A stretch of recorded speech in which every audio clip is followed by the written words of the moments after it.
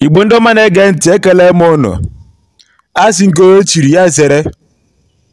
Ama m reason ndị be anyị ji were nwee obi ọjọọ. Ama m reason ndị be anyị ji wee ji aka ha na-egbu isi onwe fa.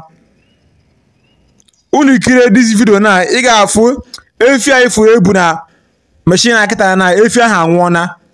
Kama nke ya chọrọ ime na ha gaa na ha gburu isi erechie mmadụ. Ọ bụrụ obi ọjọọ ndị be anyị nwere. Ị na-afụ this video gị na-atụsa ka o ruo ọ bụ n'aka. O ruo echi ị ga-ama nke na-arịa gị.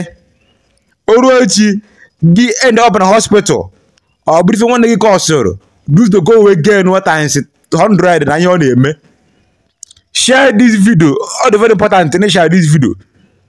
Ka ọ bụ na afọ ya na ndị be anyị na-arụzi ala. Ọ bụ na ihe nwụọ ewere etufuo.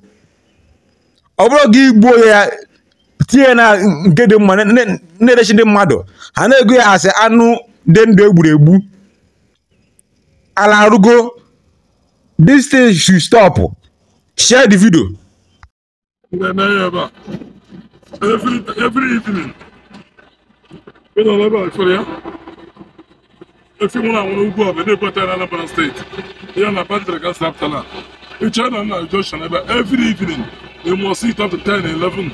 If you get a good worker, if you don't want to, nobody get you put on China. Never. Good evening.